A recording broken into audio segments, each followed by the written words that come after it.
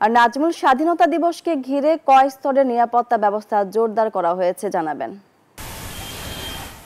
মনি, আপনাকে ধন্যবাদ। আপনি যেমনটি বলছেন এবং মহান স্বাধীনতা দিবস এবং জাতীয় দিবসকে ঘিরে নানা প্রস্তুতি নিয়েছে জাতীয় স্মৃতিসৌধের গণপূর্ত বিভাগ। এবং আমরা যদি দেখাই এখানকার জাতীয় স্মৃতিসৌধের যে পুরোপুরি এখন কিন্তু প্রস্তুত এবং 4 স্তরের নিরাপত্তা জোরদার করা হয়েছে। একই সঙ্গে জাতীয় স্মৃতিসৌধের যে সিসিটিভি বসানো যে কার্যক্রম সেটাও কিন্তু আসলে শেষ হয়েছে এবং জাতীয় স্মৃতিসৌধের ভিতরে কিন্তু এখন যে নিরাপত্তা বাহিনী জোরদার করা হয়েছে এবং কিছুক্ষণের মধ্যেই কিন্তু যে এসএসএফ যে তাদের যে সুইপিং সেটা কিন্তু তারা শেষ করবে এবং জাতীয় স্মৃতিসৌধের রং তুলির কাজ ধুয়ে মুছে চকচকা করা হয়েছে। একই সঙ্গে যে মহান স্বাধীনতা দিবসে যে 55তম যে স্বাধীনতা দিবস ও জাতীয় দিবস উদযাপন করতে সাভারের জাতীয় স্মৃতিসৌধের যে নানা প্রস্তুতি সেটা কিন্তু নিয়েছে গণপূর্ত বিভাগ, সেই কাজটি তারা করছে এবং সর্বস্তরের যেহেতু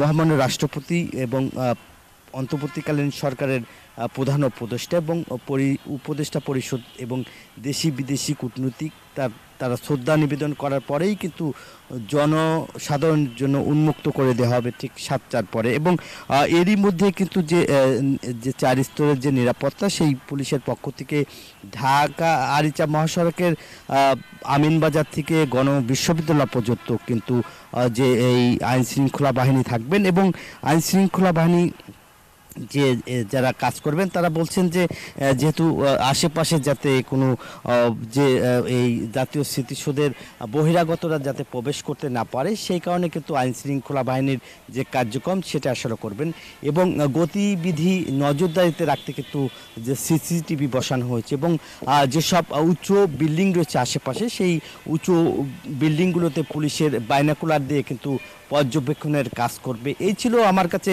জাতীয় স্মৃতিসৌধের প্রস্তুতির সর্বশেষ খবর। ফিরে যাচ্ছি স্টুডিওতে।